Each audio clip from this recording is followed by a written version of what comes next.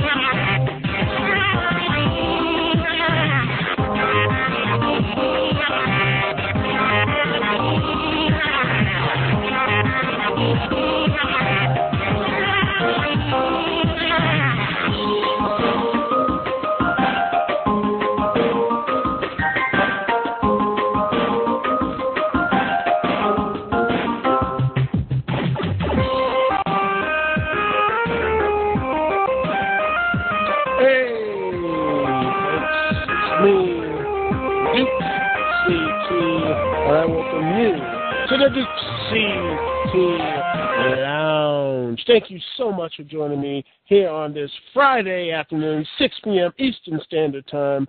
And if you're not listening live with me, Dukect, you're listening right now on either YouTube and or Blip. So anyway, thank you so much for listening and watching to my podcast, as it will.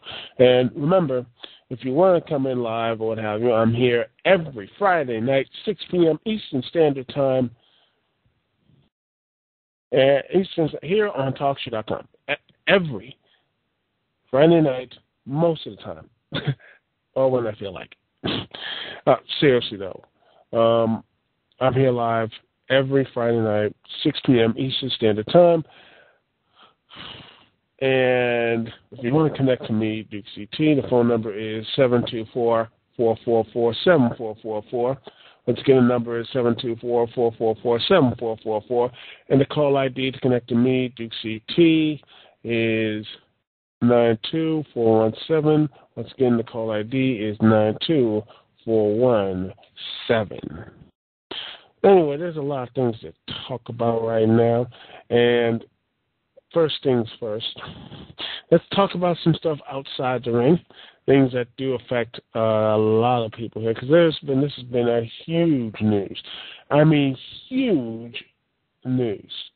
First things first, there has been a WWE superstar that has been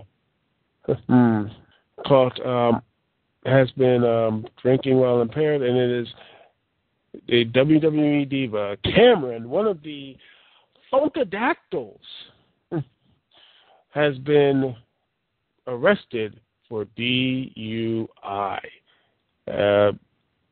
Wow, that is amazing. And this happened last week. Okay, someone say that's bad or what have you. That was clear. But here's some more interesting details about this DUI, as it were. Well, according to TMZ, it seems that she was not only drunk, but she also told the police she didn't know where she lied on the application of her job. Like, you know what? Wait a minute. She listed her employer at WWE, but the WWE did not know about this whole thing until it hit TMZ. But here's the crazy thing. She actually bribed she bribed the police $10,000. $10,000 to let it go. First, personally, yeah, that does look, it looks pretty bad. And personally, I don't think she has the cash to do it, or what have you. I don't think she has the money to do it. But money to bribe the cop, and besides, another thing, I think it's illegal to do that. And the funny thing is, The WWE just did a part. It's just now going hard with the drunk driving. I mean, y'all must saw the Big Show YouTube video of him and the WWE saying, we're going to go click that ticket, cops are watching you, that sort of thing. Now, I wonder how this is going to do. I wonder how they're going to handle this. Are they going to fire her? Which, honestly, I wouldn't be surprised if they did. I mean, it does look like she is, and, well, it's unfortunate because, seriously, I don't like to see any type of person who actually is successful, go down the way she did or what have you. But, I mean, she was caught drunken and driving. That's one of the most dangerous things you could do behind the wheel of a car. And countless other people who have had drunken driving and what have you, these incidents, have had tragic things happen to them. Not only to themselves, but most of the time not the people who are on the road via walking down the street or in a car, something. It is very, it just really, that's just, you have to be more responsible. And the thing is, she blew a .20 more twice than the legal limit in Florida. That's what she was arrested in Tampa Bay, Florida. And, well, it is I don't know what she is. I don't know what her job status is, because I think she is going to be fired. Like, again, I'm just saying, I think she is going to be fired. But I don't think her position is going to be really hard to fill out. Just have another Lisa Fox ain't doing nothing, or what have you. Or just have her dance. I mean, that's not hard to place. But I really hope it does not hurt Tommy, because she is really talented. Not only as a dancer, she does her moves, but I honestly think she's actually a really good in-ring competitor, and supposedly in house shows she's actually wrestling. So I think that she's going to actually start wrestling or something, which would be great, because divas do need a new fresh face. And I would get some of her doing. I'm hopeful that she doesn't break up, what have you, because she is. She is really talented, and I just hoping that Tommy does not get, any type of punishment whatsoever, because, with the WWE, you can never know. You never know with the WWE or what have you. Anyway, moving on.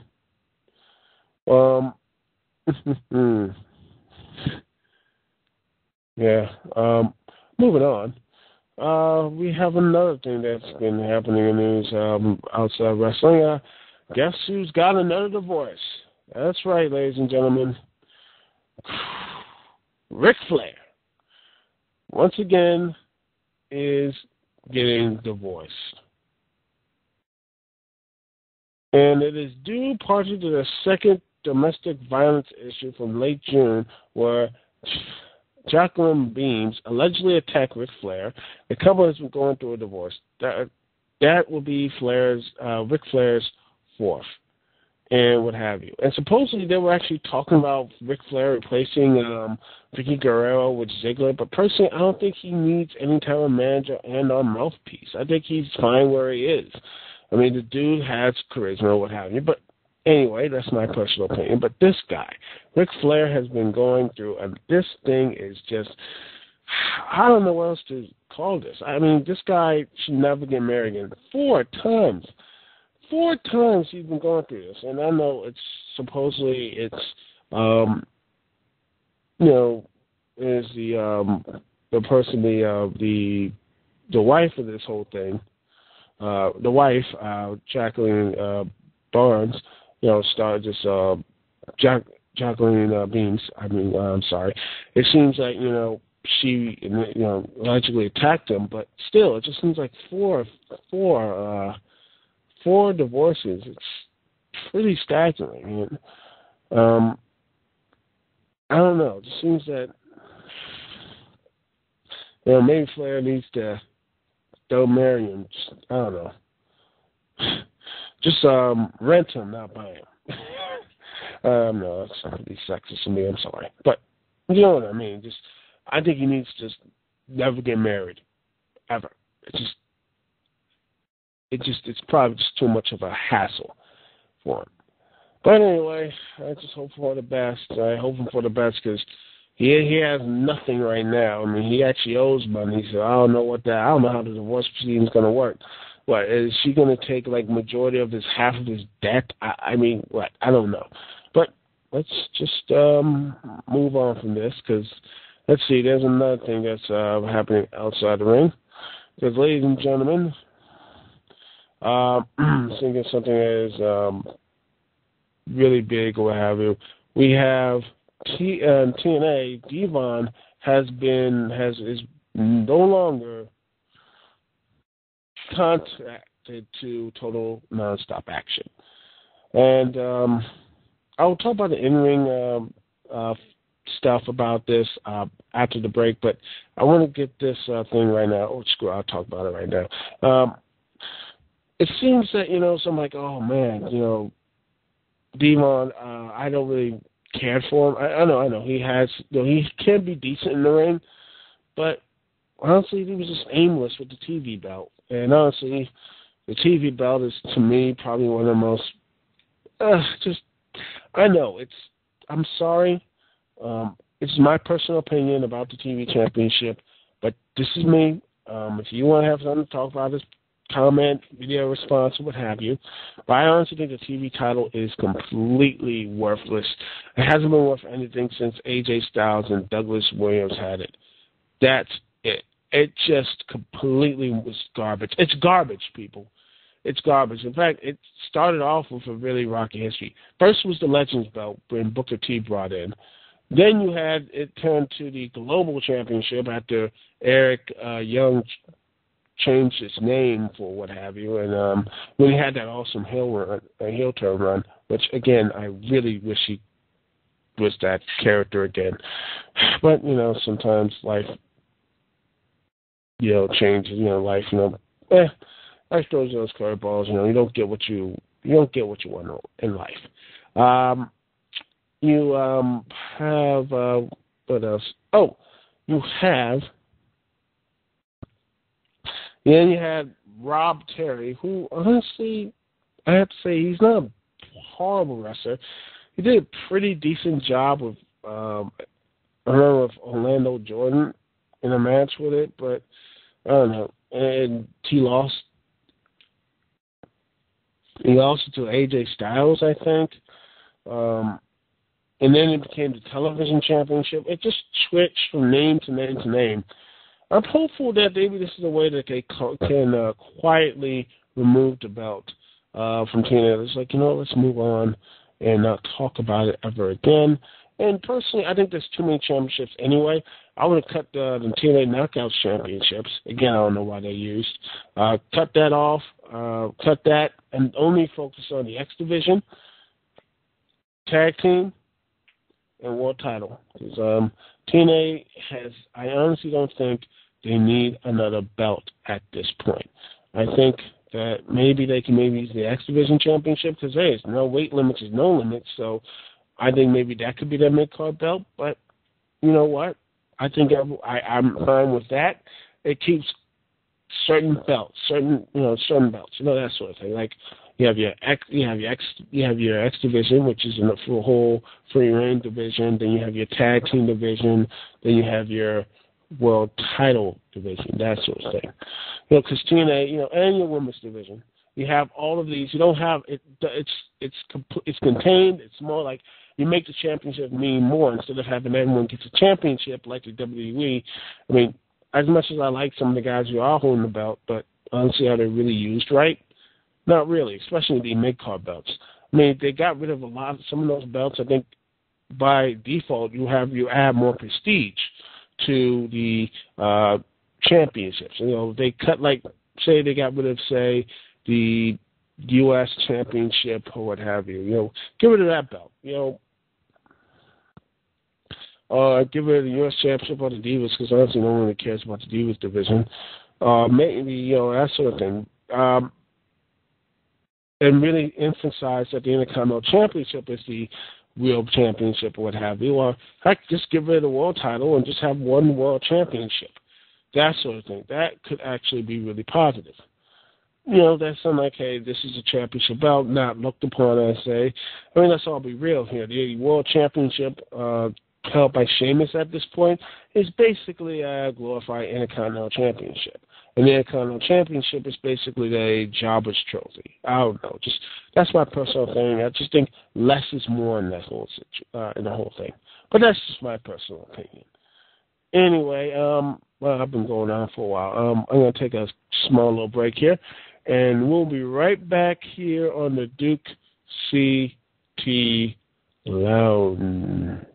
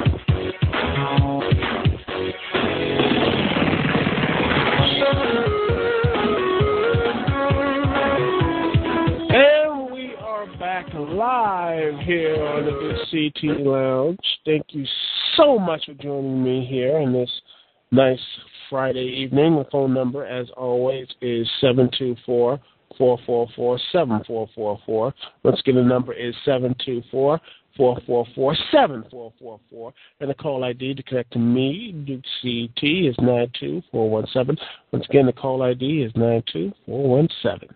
Okay. Well, all right, let's get into what that actually interests me at TNA Impact this week is honestly the Aces and Eights storyline or what have you. It is still interesting to me. And I don't know personally who that guy was that got the mask. Probably thinks that was Garrett Bischoff. I mean, I don't know. That would be an interesting swerve, but I don't think so. I don't think his hair. I don't think he has that long hair, so you need a ponytail. But the one thing that is still interesting to me about this thing is, I mean, they're going to have to eventually pull those masks off and eventually tell these people who they are. I mean, they had a chance to do that, but honestly, if they actually pulled those masks down and everything else, I think it would have been like. It would have only been not the core guys. It would have been like these nameless thugs.